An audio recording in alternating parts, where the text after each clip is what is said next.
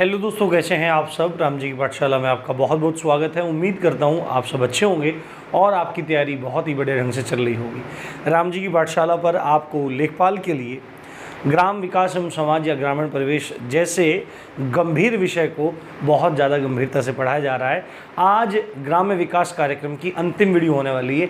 एक भी कार्यक्रम आपका छोड़ा नहीं गया है। यदि आप ढंग से पढ़ लोगे तो आपको क्वेश्चन 101% मिलेगा। आगे पूरा कोर्स पूरी गंभीरता से करवाऊंगा। हमारे पास पर्याप्त समय है, आप बस पढ़ते रहिए।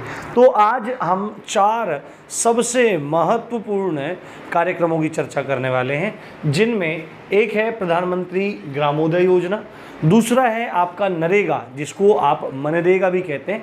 पहले इसका नाम नरेगा था, फिर बाद में 2009 में इसका नाम मनरेगा हो गया। उसके बाद हमें एक NHRM है ना, NR पता नहीं क्या बोल रहा हूँ मैं, ग्रामीण स्वास्थ्य मिशन है, उसको देखना है।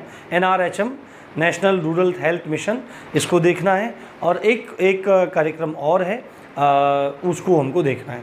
तो बिना देरी किए चलिए शुरू करते हैं। बट उससे पहले एक बार आप इसका स्क्रीनशॉट ले लीजिए, जिससे आपको सारी की सारी क्लैरिटी आ जाए। तो प्रधानमंत्री ग्रामोदय योजना, सबसे पहले इसको शुरू करते हैं।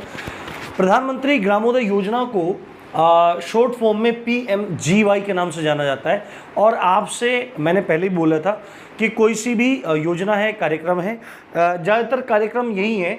इसको आप कार्यक्रम की तरफ से भी ले सकते हैं और योजना की तरफ से भी ले सकते हैं। और योजनाओं को हम अलग से पढ़ेंगे, केंद्र सरकार की योजनाएं और उत्तर प्रदेश राज्य की योजनाएं, इनको हम बहुत बेहतर ढंग से अलग अलग टॉपिक में पढ़ेंगे। तो प्रधानमंत्री ग्रामोदय योजना PMGY, ये फुल फॉर्म याद रखना आपको ज़रूरी है। साथ में इनकी शुरुआत कब हुई थी ये आपको याद रखना ज़रूरी है। तो सन 2000 और 2001 में स्थायी मानव विकास के उद्देश्य को ध्यान में रखते हुए कि मानवों का विकास की चर्चा पिछले बहुत सारे कार्यक्रमों में हम करते चले आ रहे थे। ठीक है कि भाई मानव विकास हो रहा है, ग्रामीण विकास हो रहा है, परंतु स्थायित्व तो कहीं देखने में नहीं आ रहा था। तो उसके बाद इसी चीज़ को ध्यान में रखते हुए कि भाई यार विकास ऐसा हो, मानव विकास ऐसा हो, ह्यूमन डेवलपमेंट ऐसा हो जो स्टेबल हो, जो स्थायी हो, ऐसा कुछ ना कुछ होना चाहिए। तो इसी चीज़ को ध्यान में रखते हुए प्रधानमंत्री ग्रामोदय योजना को लाया गया। और जब इसको शुरू किया गया तो इसको मुख्यतः 5 घटकों में ध्यान रखा गया। यानी कि प्रधानमंत्री ग्रामोदय योजना को टारगेट करने थे 5 फील्ड्स। ठीक है, 5 फील्ड्स में टारगेट करना था। 5 कंपोनेंट ध्यान में रखे गए। प्रारंभ में कितने थे? 5 ही आपको ध्यान रखना है। कौन कौन से 5 थे? स्वास्थ्य, प्राथमिक स्वास्थ्य, यानी कि लोगों को अच्छी स्वास्थ्य सेवाएं मिल सकें।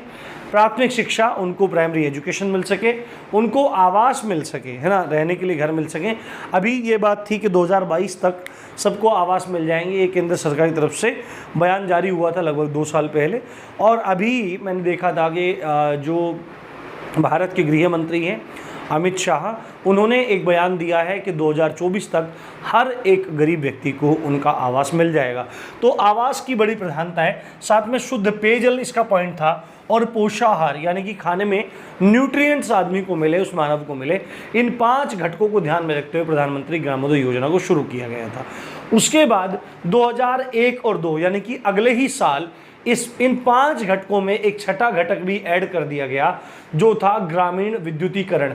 यानी कि गाँवों में बिजली भी तो पहुँचे। भाई आपने स्वास्थ्य पहुँचा दिया, शिक्षा पहुँचा दिया, आवास, पेयजल, पोषाहार और विद्युतीकरण, यानी कि बुनियादी चीज़ें, रोटी, कपड़ा, मकान, स्वास्थ्य, शिक्षा और विद्युतीकरण। परंतु इसमें अभी भी एक चीज़ मिसिंग है, वो है संचार। ठीक है, संचार और यहाँ पर सड़क। ठीक है, संचार और सड़क। इसी के बाद जो क्रम आता है सन 2000 में, वो क्रम आता है प्रधानमंत्री ग्रामीण सड़क योजना का, जो मैंने आपको पहले ही पढ़ा दिया था। वह योजना वैसे तो 2000 में शुरू हुई थी, परंतु उसमें जो विस्तृत रूप देखने में आया वो 2012 में देखने में आया। तो आप भी कुछ चीज़ों को गूगल करते रहिए, आपको चीज़ें समझ में आ जाएंगी। अब हम बात करते हैं राष्ट्रीय ग्रामीण रोजगार गारंटी योजना, यानी कि national rural employment guarantee scheme. देखो, जो हम बोलते हैं नरेगा, एक्चुअली में नरेगा कोई योजना नहीं है। क्योंकि नरेगा, देखो आप इसी को, आप NREGS को ही नरेगा बोल देते हो, NREGA। वास्तविकता में ए जो यहाँ पर है ये फुल फॉर्म देखो क्या है, national rural employment guarantee scheme. ये स्कीम जिस एक्ट के थ्रू आई थी, जिस अधिनियम के माध्यम से आई थी, उस अधिनियम का नाम था नरेगा, है ना, नरेगा। बोल दिया है full form, national rural employment guarantee act. ये 2005 में पारित हुआ, अधिनियमित हुआ, और उसके बाद इस अधिनियम के माध्यम से एक योजना शुरू की गई, जिस योजना का नाम था राष्ट्रीय ग्रामीण रोजगार गारंटी योजना, यानी कि NREGS। तो आपको इन दोनों में अंतर याद रखना है, समझना है। अब ये जो NREGS थे, या आप इसको नरेगा कह लीजिए, सामान्य भाषा में नरेगा कह लीजिए, ये एक तरह का श्रम कानून था, ठीक है। ये नरेगा क्या था, एक श्रम कानून था जो सामाजिक सुरक्षा को बढ़ाने के लिए तथा श्रम यानी कि रोजगार को पैदा करने के लिए एक बहुत अच्छी पहल थी। ग्रामीण क्षेत्रों में गरीबों के लिए बेहतर आजीविका का उत्पादन किया जा सके, उनके लिए रोजगार का उत्पादन किया जा सके, इसलिए इस कार्यक्रम को, इस योजना को चलाया गया था। अब बात करते हैं कि ये लागू कब हुई।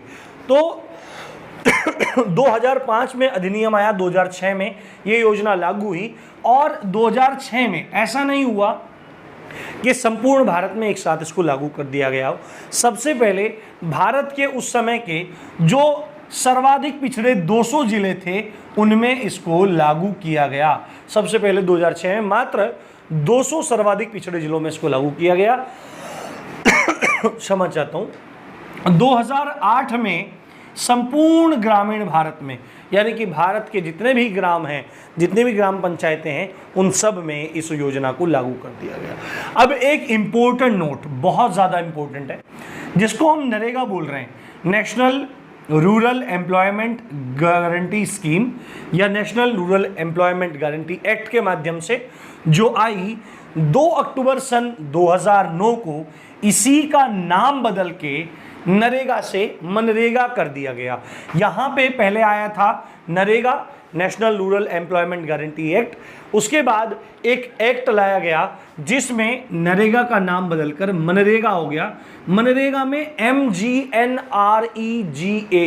महात्मा गांधी, मनरेगा का मतलब MN नहीं है, G भी है, महात्मा गांधी राष्ट्रीय ग्रामीण रोजगार गारंटी अधिनियम, Mahatma Gandhi national rural employment guarantee act को लाया गया, और इस एक्ट के माध्यम से 2 अक्टूबर 2009 को NREGS का नाम बदलकर MGNREGS कर दिया गया। यानी कि सीधे सीधे नरेगा को मनरेगा कर दिया गया, किसमें, सन 2006 में।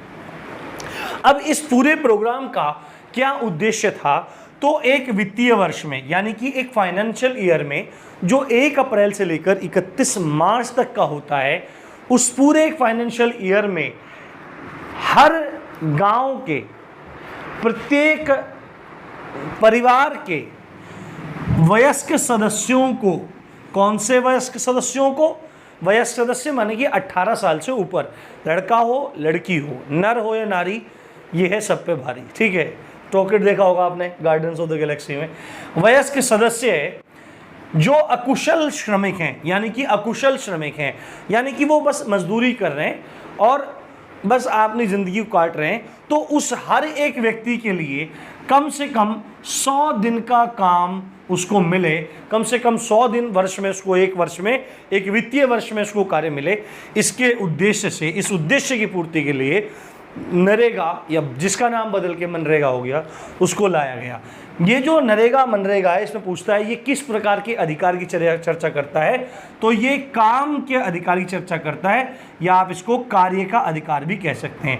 काम का अधिकार या कार्य के अधिकार की बात है। अब आपसे पूछेगा कि जो ये मनरेगा है, ये जो पूरा का पूरा स्कीम है, ये इसका संचालन कौन करता है, तो आपको बोलना पड़ेगा इसका संचालन करती है ग्राम पंचायत। ग्राम पंचायत के माध्यम से इसका संचालन किया जाता है, बीच में कोई भी ठेकेदार नहीं होता, अगर ठेकेदार होगा तो दिक्कत हो जाएगी। ग्राम पंचायत डायरेक्टली अपने गांव के लोगों को उससे लाभान्वित करवाती है, तो ये बात आपको ध्यान रखनी है। अब आगे 2 और बचे हुए हैं, उनको देख लेते हैं। उम्मीद करता हूँ सब चीज़ें समझ में आ रही होगी। अगला कार्यक्रम है भारत निर्माण कार्यक्रम। ठीक है, ज़्यादा बड़ा कार्यक्रम नहीं है, मोटा मोटा है, आप लोगों को बस याद रख लेना है। भारत निर्माण कार्यक्रम नाम से एक कार्यक्रम की शुरुआत सन 2005 और 6 में हुई थी, और इसका मुख्य जो उद्देश्य था वो ग्रामीण आधारभूत ढांचे के निर्माण करने का था। यानी कि गाँवों में जो आधारभूत ढांचा आप देखते चले आ रहे हैं, हमने जितने भी कार्यक्रम पढ़े उन सब का एक ही मोटिव है, या घुमा फिरा के एक ही मोटिव है, वो है ग्रामीण विकास। ठीक है, गांव का विकास कैसे हो, और उस गांव के विकास के लिए 3 ही पॉइंट आए हैं, या तो स्वरोजगार आया है, या इंफ्रास्ट्रक्चर आया है, आधारभूत ढांचा, ठीक है, अवसंरचना, या रोजगार आया है। बस 3 ही चीज़ें वहाँ पे निकल के आई हैं। ठीक है, ये सब मोटा मोटी चीज़ें घूम के सामने आ रही हैं, गरीबी पे भी काम हो रहा है। तो ग्रामीण आधारभूत ढांचे के निर्माण का जो हेतु है उसकी पूर्ति के लिए भारत निर्माण कार्यक्रम को चालू किया गया 2005 और 6 में।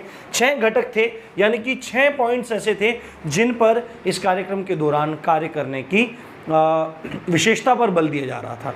यानी कि इन पॉइंट्स में स्पेशली काम करना है। जैसे कि पहला पॉइंट था आवास, दूसरा था सिंचाई की सौलभ्यता, कि भाई सिंचाई ज़्यादा से ज़्यादा मतलब लोगों तक कैसे पहुँचे, सिंचाई की जो प्रणाली है, सिंचाई की जो सुविधा है वो ज़्यादा से ज़्यादा लोगों तक कैसे पहुँचे। पेयजल, उसके बाद सड़कें, उसके बाद विद्युतीकरण और टेलीफोन, इसमें 6 आ गई हैं। इससे पहले हमने देखा था वो अलग था, जो ग्रामोदय योजना थी उसमें अलग था, उसमें शिक्षा, स्वास्थ्य, आवास, ठीक है, विद्युतीकरण भी बाद में ऐड हुआ था उसमें। ठीक है, पर यहाँ पे देखो, यहाँ पे एक चीज़ ऐड हो गई, संचार, टेलीफोन। तो आवास, सिंचाई, पेयजल, सड़कें, विद्युतीकरण, टेलीफोन, ये 6 घटक ऐसे थे जिन पे ध्यान दिया जाना था। और उसके बाद आखिरी कार्यक्रम जो हम पढ़ने जा रहे हैं वो है NRHM, यानी नेशनल रूरल हेल्थ मिशन, राष्ट्रीय ग्रामीण स्वास्थ्य मिशन। 12 अप्रैल 2005 को ये लागू हुआ, ये चालू हुआ। और इसका मुख्य उद्देश्य क्या था कि गांव में रहने वाले जो लोग हैं, जो गरीब लोग हैं, जिनको चिकित्सा सुविधाएं ठीक से नहीं मिल पाती हैं, उन गरीब लोगों को बेहतर से बेहतर जो सार्वजनिक चिकित्सा सुविधा हैं उनकी उपलब्धता हो पाए, यानी गरीब आदमी को अच्छे से अच्छा ट्रीटमेंट मिल पाए। इस नेशनल रूरल हेल्थ मिशन का प्रोग्राम था ये। आपने देखा भी है, इसके सजगता भी आई थी, क्योंकि जीना इसी का नाम है। बचपन में एक नेशनल पे एक प्रोग्राम आता था, शाम को 8 साढ़े 8 बजे रात में आता था, बहुत अच्छा प्रोग्राम था। उसमें मतलब गांव की रंजिश भी दिखाते थे, और धीरे धीरे क्या दिखाते थे, एक मैडम दिखाते थे, एक और एक मास्टर जी थे, तो उनका आपस में कुछ चल भी रहा था। हम बचपन में देखते थे, बड़ा अच्छा लगता था, क्योंकि जीना इसी का नाम है। तो उसमें मतलब स्वास्थ्य के प्रति विशेष ध्यान बताया जाता था, परिवार नियोजन के बारे में बताया जाता था। तो ऐसे प्रोग्राम्स की आज भी बहुत ज़्यादा नीड है भारत में। तो ग्रामीण क्षेत्रों में निर्धन लोगों को बेहतर से बेहतर सार्वजनिक चिकित्सा सुविधा उपलब्ध हो पाए, इसलिए ये प्रोग्राम शुरू किया गया था, ये मिशन शुरू किया गया था। घटक क्या थे, मतलब जिन पॉइंट्स पर जोर देना था कि चिकित्सा स्वयं सेवकों को प्रशिक्षण देना इसकी प्राथमिकताओं में से एक था। यानी कि यदि कोई व्यक्ति वॉलंटियर बनना चाहता है पूरा अपने आप में, और चिकित्सा के फील्ड में काम करना चाहता है, तो उस व्यक्ति को ट्रेनिंग देने का काम पहला पॉइंट था। दूसरा बात था कि अधिक से अधिक दवाओं की उपलब्धता हो सके। ऐसा ना हो कि व्यक्ति प्राथमिक स्वास्थ्य केंद्र पर पहुँचे, सामुदायिक स्वास्थ्य केंद्र पर पहुँचे और वहाँ पर उसको कोई दवा नहीं मिल रही है, बुखार की दवा नहीं है, चोट की दवाई नहीं है, जुकाम की दवाई नहीं है, या अन्य बीमारियों की दवाएं या वैक्सीनेशन वहाँ पर नहीं हो पा रहा है। तो ऐसा ना हो, अधिक से अधिक दवाओं की उपलब्धता वहाँ पर हो पाए, इसलिए ये मिशन शुरू किया गया था। और तीसरी बात थी, देश में जो प्राथमिक और सामुदायिक स्वास्थ्य केंद्रों की जो पूरी प्रणाली है, जो व्यवस्था है, उसको दुरुस्त करने के लिए, उसको बेहतर करने के लिए ये प्रोग्राम शुरू किया गया था। तो उम्मीद करता हूँ आपको ये पूरा का पूरा समझ में आया होगा और अच्छे से चीज़ें क्लियर हो गई होंगी। अब अगला टॉपिक मैं बहुत छांट के डालूंगा। कल संभवतः मैं वीडियो नहीं डाल पाऊंगा क्योंकि मुझे बाहर जाना है, तो परसों आपको वीडियो मिलेगी और नए टॉपिक के साथ मिलेगी। तब तक आप इंतज़ार करते रहिए। इसी अच्छी बात के साथ आप देख रहे थे राम जी की पाठशाला। मैं हूँ राम भारद्वाज। जय हिंद, जय भारत।